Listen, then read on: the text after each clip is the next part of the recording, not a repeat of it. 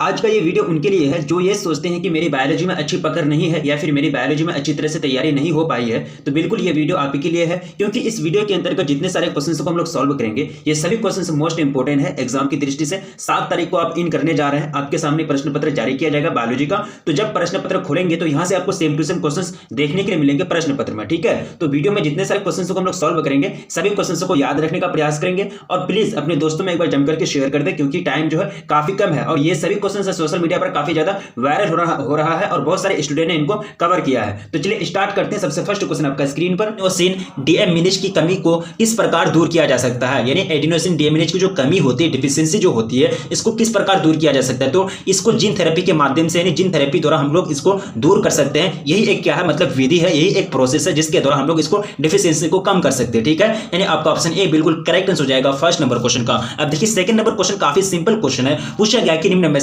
में से कपास का वॉल फॉर्म है, यानी निम्न में से कपास का वॉल फॉर्म जो हो जाएंगे, यह जो कपास का वॉल फॉर्म दिया गया क्राई 1 एसी, ये क्या दिया क्राई 1 एसी, यानी आपका ऑप्शन ए बिल्कुल करेक्ट हो जाएंगे। ये जो है ये क्या है, कपास का वॉल फॉर्म है। अब देखिए नेक्स्ट क्वेश्चन आपका स्क्रीन पर क्वेश्चन में थर्ड पूछा गया कि फसलीय पौधों में विदेशी डीएनए के स्थानांतरण में सामान्यतः प्रयोग में लाया जाता है। देखिए फसलीय पौधे में जो विदेशी डीएनए का स्थानांतरण होता है, ट्रांसफर जो होती है, सामान्यतः किसको हम प्रयोग करते हैं, कौन सा प्रोसेस को प्रयोग करते हैं, कौन सा चीज इसमें अप्लाइड किए जाते हैं, ठीक है। तो यहाँ जो अप्लाइड किए जाते हैं एग्रोबैक्टीरियम ट्यूमीफेसियस, यानी आपका ऑप्शन सी बिल्कुल करेक्ट हो जाएंगे थर्ड नंबर क्वेश्चन का। अब देखिए नेक्स्ट क्वेश्चन आपका स्क्रीन पर काफी सिंपल क्वेश्चन है। पूछा गया कि ट्रांसजेनिक जंतुओं में क्या होता है, विदेशी आरएनए इनके सभी कोशिकाओं में होते हैं या फिर विदेशी डीएनए इनके सभी कोशिकाओं में होते हैं या फिर विदेशी डीएनए इनके कुछ कोशिकाओं में पाए जाते हैं, बी और सी दोनों। तो यहाँ जो करेक्ट आंसर हो जाएगा फोर्थ नंबर क्वेश्चन का, वो हो जाएगा आपका विदेशी डीएनए इनके सभी सेल्स में पाए जाते हैं, यानी विदेशी डीएनए इनके सभी कोशिकाओं में प्रेजेंट रहते हैं, उपस्थित रहते हैं। आपका ऑप्शन बी बिल्कुल राइट आंसर जाएंगे फोर्थ नंबर क्वेश्चन का। अब नेक्स्ट क्वेश्चन देखिए क्वेश्चन नंबर 5 पूछा गया कि एक प्रारूपिक आवृत्तिबीजी भ्रूणकोष प्राय क्या होते हैं, एक कोशिकीय, द्विकोशिकीय या फिर 5 कोशिकीय, फिर 7 कोशिकीय। मैं देख रहा हूं वीडियो को अभी तक बहुत सारे लोग लाइक नहीं किए, तो प्लीज वीडियो को लाइक कर देंगे, हम्बली रिक्वेस्ट है, क्योंकि आप ही के लिए मेहनत की जाती है। और अपने दोस्तों में प्लीज एक बार जम करके शेयर भी कर देंगे, ठीक है। तो एक प्रारूपिक आवृत्तिबीजी भ्रूणकोष जो होता है, तो वो जनरली जो होता है वो 7 कोशिकीय होता है, यानी 7 कोशिकीय 7 सेल से पाए जाते हैं, 7 कोशिकीय होती है। ऑप्शन आपका डी बिल्कुल करेक्ट हो जाएंगे पांचवा नंबर क्वेश्चन का। अब नेक्स्ट क्वेश्चन की ओर बढ़ेंगे। क्वेश्चन नंबर कितना हो जाएगा, क्वेश्चन नंबर आपका क्वेश्चन नंबर 6 से पूछा गया है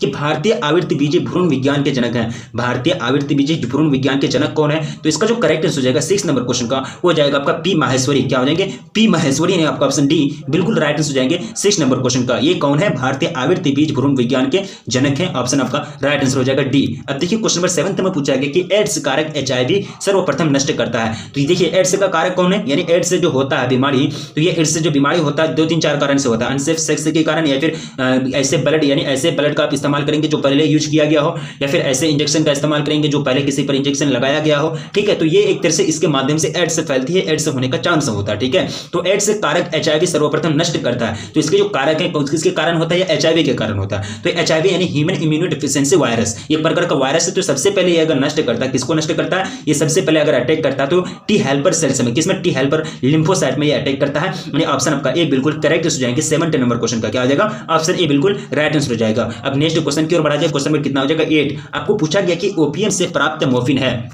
काफी सिंपल क्वेश्चन है कि ओपीएम से प्राप्त जो मोर्फिन होते हैं, लैक्टस होते हैं, पोम होते हैं, फिर इलेक्ट्रोलाइट होते हैं, फिर टैनिन होते हैं, ठीक है। तो ये जो होते हैं ना, ये टैनिन होते हैं, क्या होते हैं, टैनिन होते हैं। ऑप्शन आपका डी राइट हो जाएंगे 8 नंबर क्वेश्चन का। अब देखिए क्वेश्चन नंबर 9 आपका स्क्रीन पर, ऑन्कोलॉजी किसका अध्ययन करा था। ऑन्कोलॉजी किसका अध्ययन है, कैंसर का, या फिर कैंसर का, या फिर ऑन्कोजिन का, या फिर ए और बी तीनों, या फिर विषाणु का। तो ऑन्कोलॉजी किसका अध्ययन कराता है, तो ये जो कराता है ये कैंसर का भी और ऑन्कोजिन का, किसका, कैंसर का और ऑन्कोजिन का अध्ययन कराता है। ऑप्शन आपका सी बिल्कुल करेक्ट हो जाएंगे ए और, यानी ऑप्शन आपका सी बिल्कुल राइट हो जाएंगे 9 नंबर क्वेश्चन का। अब चलिए नेक्स्ट क्वेश्चन आपका स्क्रीन पर क्वेश्चन नंबर 10 पूछा गया कि मनुष्य में सबसे अधिक होने वाला जो कैंसर है वो कौन सा कैंसर है। कैंसर के भी बहुत टाइप होते हैं, ठीक है, उसको भी मतलब अलग अलग टाइप से उनको बांटा गया है। तो मनुष्य में सबसे अधिक जो कैंसर होता है तो वो कैंसर होता है कार्सिनोमा जो कैंसर होता है ये मनुष्य में सबसे ज्यादा पाए जाते हैं, ठीक है। यानी जैसे कि हर एक जंतु में कैंसर पाई जाती है, आप जो मनुष्य के अलावा बहुत सारी चीज होती है जो कैंसर उसमें भी होता है, ठीक है। तो यहाँ जो राइट आंसर हो जाएगा वो जाएगा आपका option D 10th number question का। अब देखिए नेक्स्ट क्वेश्चन आपका स्क्रीन पर क्वेश्चन नंबर 11 पूछा गया कि शिशुओं को माता से प्लेसेंटा एवं दूध द्वारा प्राप्त प्रतिरक्षा कहलाती है। शिशुओं को जो माता से मतलब प्लेसेंटा और दूध द्वारा प्रतिरक्षा प्रणाली जो सिस्टम जो दी जाती है उसको क्या बोलते हैं? तो इसको जो बोला जाता है इसको निश्चेतक यानी निश्चित प्रतिरक्षा। किसको बोलते हैं? इसको निश्चेष्ट प्रतिरक्षा बोलते हैं। ऑप्शन आपका ए राइट आंसर हो जाएंगे 11वें नंबर क्वेश्चन का। अब देखिए नेक्स्ट क्वेश्चन आपका स्क्रीन पर क्वेश्चन नंबर 12 पूछा गया कि पॉली एम्बियोनी पाई जाती है। पॉली एम्बियोनी पाई जाती है मक्का में या फिर सिट्रस में या फिर कोरकोरस में या फिर कार्थेमस में। ठीक है, पॉली एम्बियोनी जो पाई जाती है ये पाई जाती है सिट्रस में। किसमें? सिट्रस में पाई जाती है। ऑप्शन आपका बी राइट आंसर हो जाएगी 12वें नंबर क्वेश्चन का। अब देखिए क्वेश्चन नंबर 13 आपका स्क्रीन पर आपके समक्ष पूछा गया है। काफी सिंपल क्वेश्चन है। कह रहा है कि एक बीज पत्र में पेबंद लगाना अधिकांश असंभव है क्योंकि इनमें अभाव होता है। एक बीज पत्र में पेबंद लगाना अधिकांश असंभव है क्योंकि इनमें अभाव होता है। क्यों? किसके कारण? ये जो होता है कैम्बियम का इसमें अभाव पाया जाता है, यानी कैम्बियम इसमें नहीं पाया जाती, जिसके कारण एक बीज पत्र में पेबंद लगाना अधिकांश इम्पॉसिबल वाली बात हो जाती है। ऑप्शन आपका ए राइट आंसर हो जाएंगे 13 नंबर क्वेश्चन का। अब देखिए क्वेश्चन नंबर 14 पूछा गया कि अनावृत बीजियों में यानी अनावृत बीजियों में द्विनिषेचन की खोज की थी। अनावृत बीजों में द्विनिषेचन की जो खोज की थी तो वो नवास्टिन साहब ने की थी। नवास्टिन साहब कौन है? एक बहुत बड़े साइंटिस्ट हैं, बहुत बड़े वैज्ञानिक हैं। इन्होंने क्या की थी? अनावृत बीजों में द्विनिषेचन की खोज की थी। ऑप्शन आपका डी राइट आंसर हो जाएंगे 14 नंबर क्वेश्चन का।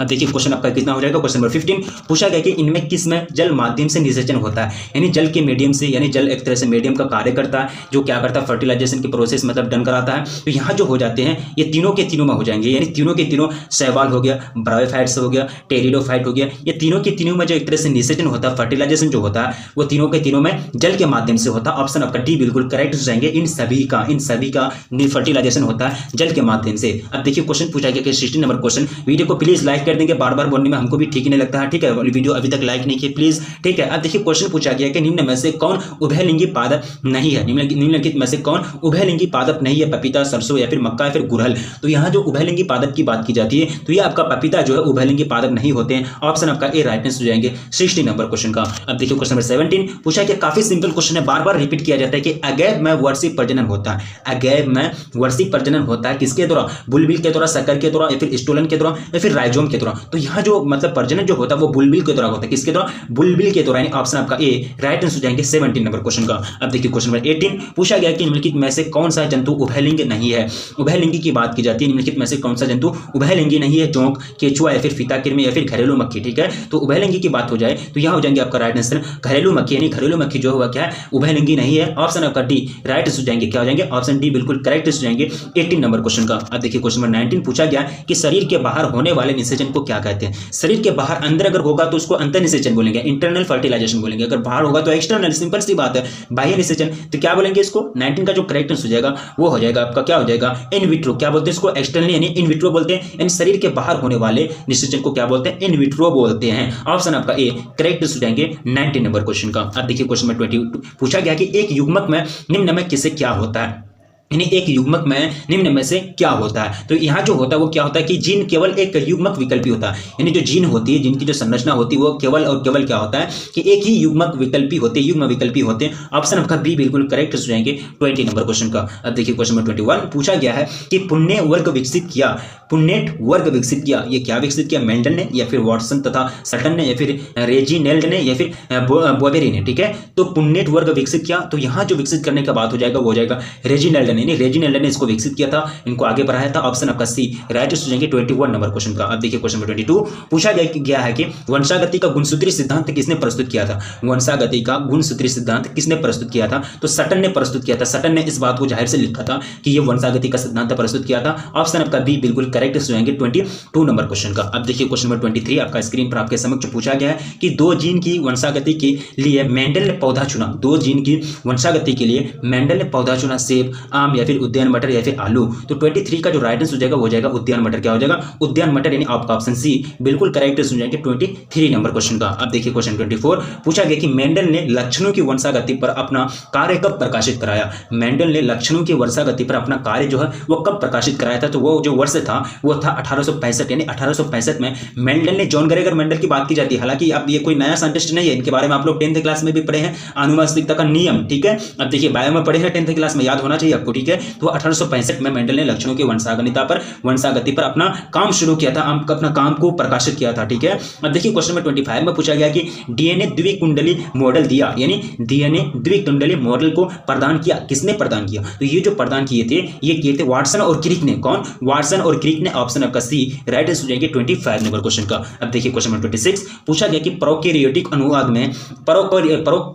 अनुवादन में जीटीपी अणु आवश्यक होता है। प्रोकैरियोटिक अनुवादन में जीटीपी अणु जो होता है वो आवश्यक होता है। तो ये जो आवश्यक होता है ये एक तरह से राइबोसोम की 305 उप इकाई के एनआरएनए से जुड़े होते हैं। क्या होते हैं? राइबोसोम की 305 उप इकाई यानी सब यूनिट, एक होता है यूनिट, एक होता है सब यूनिट। तो सब यूनिट के एनआरएनए से जुड़े हुए होते हैं। ऑप्शन आपका बी बिल्कुल करेक्ट हो जाएंगे 26 नंबर क्वेश्चन का। अब देखिए क्वेश्चन नंबर 27 पूछा गया कि एमआरएनए में अमीनो अम्ल के कोड के लिए कितने न्यूक्लियोटाइड की अनुक्रम होनी चाहिए, इनका ऑर्डर कितना होना चाहिए, ऑर्डर बाय ऑर्डर इसकी संख्या कितनी होनी चाहिए? तो इसकी जो जरूरत पड़ती है टोटल की जरूरत पड़ती है कम से कम एक चाहिए। कितना? एक, यानी ऑप्शन आपका ए राइट आंसर हो जाएंगे 27 नंबर क्वेश्चन का। अब देखिए क्वेश्चन नंबर 28 पूछा गया कि न्यूक्लिक ओसाइड है।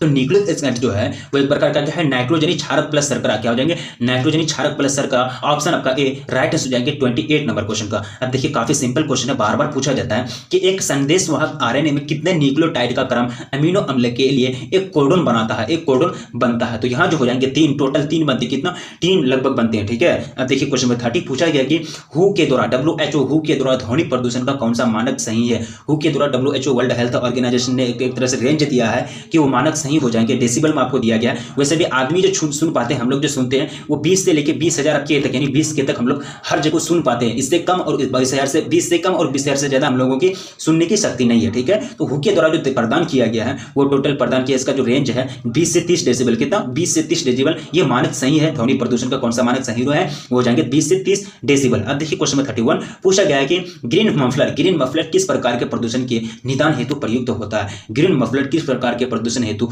निदान हेतु प्रयुक्त होता है? एक प्रकार का प्रोसेस है। ये क्या है? प्रोसेस है, यानी प्रदूषण रिमूव करने का, यानी पोल्यूशन रिमूव करने का एक प्रोसेस है, प्रदूषण हटाने का एक प्रोसेस है। तो ये वायु प्रदूषण को दूर करने का एक उपयुक्त निदान तरीका है। कौन? ग्रीन मफलर, यानी ऑप्शन सी आपका राइट हो जाएगा 31 नंबर क्वेश्चन का। अब देखिए क्वेश्चन नंबर 32 पूछा गया कि इनमें से किस अंतरराष्ट्रीय संधि पर हस्ताक्षर ओजोन अक्षयकारी पदार्थों के उत्सर्जन पर नियंत्रण के लिए किया गया था? यानी अंतरराष्ट्रीय मतलब देखिए ओजोन परत है, ओजोन लेयर है, ऊपर से मतलब जो सूर्य से यूवी लाइट निकलती है, यूवी रेज निकलता है, वो ओजोन परत उसका जो होता है उसको रोक देता है। अगर वो डायरेक्टली पृथ्वी पर आ जाएगा, तो पृथ्वी पर जितने भी जीव जंतु हैं, जितने भी ब्रह्मांड में जीव जंतु हैं, जितने भी लिविंग थिंग्स हैं, वो सारे पर इफेक्ट पड़ेंगे और यहाँ कैंसर होने के चांस बढ़ जाएंगे, ठीक है। तो उनको रोक के रखता है, लेकिन वो ओजोन पर जो होता है उनको क्षय करता हो जाता है, ठीक है। उनको अब क्षय कर रहा है। ये बहुत बड़ी समस्या हो गई है। ये दुनिया को एक तरह से बहुत बड़ा चुनौती का भी सामना करना पड़ेगा, आगे चल के एक खतरा नजर आ रहा है, ठीक है। यानी दुनिया में जितने भी जीव जंतु हैं उसको एक आगे चल के खतरा दिख रहा है, ठीक है। तो मॉन्ट्रियल क्या हो जाएंगे? इनमें से अंतरराष्ट्रीय संधि पर हस्ताक्षर ओजोन अक्षयकारी पदार्थों के उत्सर्जन पर नियंत्रण के लिए मॉन्ट्रियल किया गया था। ऑप्शन आपका ए बिल्कुल करेक्ट हो जाएंगे 32 नंबर क्वेश्चन का। अब देखिए क्या हो जाएगा क्वेश्चन नंबर आपका 33 पूछा गया कि रोग जो टॉक्सिन के स्त्रावन से संबंधित है, रोग जो टॉक्सिन के स्त्रावन से संबंधित है, टीबी, एड्स या फिर टिटनेस या फिर भोजन विषाक्तता। तो यहाँ जो टॉक्सिन की स्त्रावन होती है वो टिटनेस में, किसमें? टॉक्सिन की स्त्रावन होती है, यानी लीकेज होता है, निकलता है, ठीक है। टॉक्सिन निकलता है टिटनेस में, ठीक है। Toxin tetanus. देखिए इसका भी टॉ, इसका भी टॉ, मतलब फर्स्ट अक्षर जो है वो बिल्कुल समान है, सेम है। ऑप्शन आपका सी राइट हो जाएंगे 33 नंबर क्वेश्चन का। अब देखिए क्वेश्चन नंबर 34 विडाल परीक्षण ज्ञात करने के लिए, यानी विडाल परीक्षण देखिए आपके पास, आप अगर डॉक्टर के पास जाएंगे तो आपको लिखेगा कि आप विडाल परीक्षण करा करके ये, तो वहां डॉक्टर को क्या शक हो गया? आपके पास टाइफाइड, यानी अगर उनको होगा शक कि इनको टाइफाइड हो सकता है तो वो क्या लिखेगा? विडाल परीक्षण लिखेगा। तो ये जो प्रयुक्त होता है ये टाइफाइड के लिए प्रयुक्त होता है, यानी आपका ऑप्शन बी करेक्ट हो जाएंगे 34 नंबर क्वेश्चन का। अब देखिए क्वेश्चन नंबर 35 आपका स्क्रीन पर आपके समक्ष पूछा गया कि पोपी पौधे के किस भाग से अफीम प्राप्त होती है? पोपी पौधे के, ठीक है। तो यहाँ जो कच्चे संपुटों का लेटेक्स जो होता है ना, उसी से मतलब एक तरह से प्राप्त होती है अफीम की, यानी पोपी पौधे के किस भाग से? तो कच्चे संपुटों का लेटेक्स भाग से अफीम की प्राप्ति होती है। ऑप्शन आपका ए बिल्कुल करेक्ट हो जाएंगे 35 नंबर क्वेश्चन का। अब देखिए क्वेश्चन नंबर 36 पूछा गया कि कालाजार संचारित होता है, यहाँ जो राइट हो जाएंगे वो आपको बताना है 36 नंबर क्वेश्चन का। तो ये जो होता है सैंड फ्लाई द्वारा, किनके द्वारा? सैंड फ्लाई के द्वारा, यानी ऑप्शन आपका ए राइट हो जाएंगे 36 नंबर क्वेश्चन का। अब देखिए क्वेश्चन नंबर 37 पूछा गया कि बीसीजी किस रोग के लिए प्रतिरक्षात्मक उपाय है? बीसीजी टीका किस रोग के लिए प्रतिरक्षात्मक उपाय है? तो ये जो होते हैं तपेदिक के लिए, किसके लिए? तपेदिक, जिनको क्या बोलते हैं? टीबी बोलते हैं। टीबी ट्यूबरकुलोसिस, जो माइक्रोबैक्टीरियम ट्यूबरकुलोसिस के कारण होता है। ऑप्शन आपका ए राइट हो जाएगा 37 नंबर क्वेश्चन का। अब देखिए नेक्स्ट क्वेश्चन की ओर बढ़ा जाए। क्वेश्चन नंबर 38, सुनहरा धान में इनमें से कौन सा प्रचुर मात्रा में पाया जाता है? सुनहरा धान में इनमें से कौन सा प्रचुर मात्रा में पाया जाता है? सुनहरा धान में, तो सुनहरा धान में अगर सबसे ज्यादा अगर पाया जाता है वो थायमिन पाया जाता है। क्या पाया जाता है? थायमिन पाया जाता है। गोल्डन राइस जो को बोलते हैं, गोल्डन राइस, ठीक है। तो इसमें थायमिन की मात्रा सबसे ज्यादा होती है। ऑप्शन आपका ए बिल्कुल करेक्ट हो जाएंगे 38 नंबर क्वेश्चन का। अब नेक्स्ट क्वेश्चन की ओर बढ़ेंगे। क्वेश्चन नंबर आपका स्क्रीन पर पूछा गया कि निफ जीन पाया जाता है। निफ जीन किसमें पाया जाता है? ये जो पाया जाता है निफ जीन की अगर बात की जाए तो ये पाया जाता है राइजोबियम में। किसमें? राइजोबियम में निफ जीन की प्राप्ति होती है। ऑप्शन आपका बी करेक्ट आंसर हो जाएंगे। अब देखिए किस गैर फली पौधों के जड़ पिंड में जैविक खाद मौजूद है? जैविक खाद, तो जैविक खाद जो मौजूद होते हैं वो होते हैं एजेटोबैक्टर में। ये क्या है? मतलब एक तरह से गैर फली पौधे हैं, इसके जड़ में क्या पाए जाते हैं? यानी जैविक खाद मौजूद होते हैं, प्रेजेंट होते हैं। ऑप्शन ए राइट आंसर हो जाएंगे। अब देखिए क्वेश्चन नंबर 41 पूछा गया कि निम्नलिखित में कौन सा फफूंदी साइक्लोरोस्पोरिन ए बनाता है जो अंग प्रत्यारोपित मरीजों में प्रतिरक्षा निरोधक कारक के रूप में प्रयुक्त होता है, ठीक है। तो ये जो होते हैं ना, ये होते हैं ट्राइकोडर्मा पॉलीस्पर्मा, ठीक है। ऑप्शन आपका ए राइट आंसर हो जाएंगे 41 नंबर क्वेश्चन का। अब देखिए क्वेश्चन नंबर 42 पूछा गया कि वैसे बैक्टीरिया का समूह जो सेल्यूलोज पदार्थ पर अवायवीय वृद्धि करते हैं तथा अवायवीय आंचक संपाचित्र तथा पशुओं के प्रथम आमाशय में पाए जाते हैं कहलाते हैं, उसको क्या कहते हैं? तो इसको जो कहे जाते हैं इसको मिथेनोजोन कहते हैं। इसको क्या बोलते हैं? मिथेनोजोन बोलते हैं। ऑप्शन आपका ए राइट आंसर हो जाएंगे। अब नेक्स्ट क्वेश्चन की ओर बढ़ा जाए। क्वेश्चन नंबर 43 पूछा गया कि फर्टिलाइजिन प्रोटीन पाए जाते हैं। तो फर्टिलाइजिंग प्रोटीन तो पाए जाते हैं शुक्राणु की सतह पर, यानी लेयर ऑन शुक्राणु, यानी शुक्राणु के सतह पर पाए जाते हैं फर्टिलाइजिंग प्रोटीन, ठीक है। यानी ऑप्शन आपका बी करेक्ट हो जाएंगे 43 नंबर क्वेश्चन का। अब देखिए क्वेश्चन आपका पूछा गया नेक्स्ट क्वेश्चन काफी सिंपल क्वेश्चन है। पूछा जाता है कि कॉपर्स यानी कॉपर्स ल्यूटियम के दौरान स्रावित होने वाला जो हार्मोन है वो क्या है? तो इसका जो करेक्ट हो जाएंगे 34 नंबर क्वेश्चन का हो जाएगा प्रोजेस्टेरोन। क्या हो जाएंगे? प्रोजेस्टेरोन। अब देखिए विकास के दरमियान स्पर्मेटोजोआ पोषण प्राप्त करता किसके द्वारा पोषण प्राप्त करता? जब ये विकास करता, देखिए विकास तो ऐसा होगा नहीं, उनको पोषण चाहिए, न्यूट्रिशन चाहिए, तब वो क्या करेगा? विकास करेगा। तो सर्टोली कोशिकाओं के द्वारा, यानी सर्टोली कोशिका जो होता है वो पोषण प्रदान करता है, न्यूट्रिशन प्रदान करता है किनके विकास को, यानी किनके विकास होने के लिए? स्पर्मेटोजोआ के, ठीक है। ऑप्शन आपका ए करेक्ट हो जाएंगे 45 नंबर क्वेश्चन का। अब देखिए नेक्स्ट क्वेश्चन आपका स्क्रीन पर आपके समक्ष रखा गया, काफी सिंपल क्वेश्चन है कि कह रहा है कि प्रोस्टेट ग्रंथि उपस्थित होता है, प्रोस्टेट ग्रंथि उपस्थित होता है वृक्क के ऊपर, वृषण के पास, या फिर यूटेरस के निकट, या फिर मूत्र मार्ग के चारों ओर, ठीक है। तो यहाँ जो प्रोस्टेट ग्रंथि की बात की जाती है ना, तो प्रोस्टेट ग्रंथि जो होता है मूत्र मार्ग के चारों ओर यानी फैला होता है, प्रोस्टेट ग्लैंड, ठीक है, ये फैला होता है, ठीक है। अब नेक्स्ट क्वेश्चन देखिए क्वेश्चन नंबर 47 पूछा गया है कि कोशिकीय अवस्था कहलाती है, क्या कहलाती है? कोशिकीय अवस्था क्या कहलाती है? यहाँ जो युग्मक की जो कोशिकीय अवस्था होती है उसको मोरुला बोलते हैं। क्या बोलते हैं? युग्मक यानी जायगोट जब बनता है फर्टिलाइजेशन के बाद, तो वहाँ क्या होता है कि उनकी जो कोशिकीय सिचुएशन होता है, कोशिका के रूप में जब वो होते हैं तो उनको क्या बोले जाते हैं? मोरुला बोले जाते हैं। अब नेक्स्ट क्वेश्चन देखिए, क्वेश्चन पूछा गया कि अल्जाइमर रोग मनुष्य में निम्नलिखित में से किसकी कमी से संबंधित है? अल्जाइमर रोग होता है, ठीक है, अल्जाइमर रोग मनुष्य में होता है, तो किसकी कमी के कारण ये अल्जाइमर रोग हो जाता है? ऐसे तो नहीं होता है, ठीक है। तो एसिटाइल कोलिन यानी एसिटाइल कोलिन की कमी के कारण मनुष्य में क्या होता है? अल्जाइमर रोग होता है। ऑप्शन आपका सी राइट हो जाएंगे 48 नंबर क्वेश्चन का। अब देखिए क्वेश्चन 9 पूछ रहा है 49 की ट्रांसजेनिक पौधे वे हैं जो अब जो के बाद जो कारण आपको पूछना है, कारण आपका क्या हो जाएंगे? देखिए ट्रांसजेनिक पौधे उसको कहते हैं जिसमें बाहरी डीएनए को कोशिका में प्रवेश कर तथा उस कोशिका में नए पौधे बनाते हैं, ठीक है, उसी को क्या बोलते हैं? ट्रांसजेनिक पौधे बोलते हैं, ट्रांसजेनिक प्लांट बोले जाते हैं। अब देखिए नेक्स्ट क्वेश्चन आपका स्क्रीन पर, जैव संश्लेषित उत्पादों का परिष्कृत तैयार होकर विपणन के लिए भेजे जाने के पूर्व अनुप्रवाह संसाधन के अंतर्गत आता है। तो ये जो आ जाते हैं, ये आते हैं पृथक्करण और शोधन, दोनों आ जाते हैं इसके अंतर्गत। सी आपका राइट आंसर हो जाएंगे, ठीक है। तो इसमें जितने सारे क्वेश्चंस को हम लोगों ने कवर किए, ये सभी क्वेश्चंस मोस्ट इंपोर्टेंट है। इसमें अगर कोई भी क्वेश्चन मिस्टेक हुआ है तो उम्मीद है कि आप स्क्रीनशॉट लिए होंगे, और स्क्रीनशॉट लेकर के उसको रखना नहीं है, 2-4 बार देखेंगे ध्यान से तो आपको याद हो जाएगा, ठीक है। यह भी याद रखने का तरीका होता है। तो लास्ट में आपसे विनती की जाती है कि वीडियो को अभी तक लाइक नहीं किए तो प्लीज वीडियो को लाइक कर दें। देखिए आपका 7 फरवरी में एग्जाम होने जा रहा है, तो मैं आपको सजेशन करना चाहूंगा कि आप जो नोट्स वगैरह है उनको पढ़िए, इधर उधर कम जाइए। ये टाइम जो है काफी लिमिटेड टाइम है, काफी इंपॉर्टेंट टाइम है आपका लाइफ का। अगर आप अच्छी तरह से अगर आप तैयारी कर लेंगे, बोर्ड एग्जाम आपका अच्छा जाएगा, प्रदर्शन अच्छा करेंगे, तो आपका फ्यूचर और भी ब्राइट होगा, यानी फ्यूचर और भी मतलब चमकेगा, ठीक है। तो रखिए अपना ख्याल, मिलेंगे फिर नेक्स्ट वीडियो में, तब तक के लिए।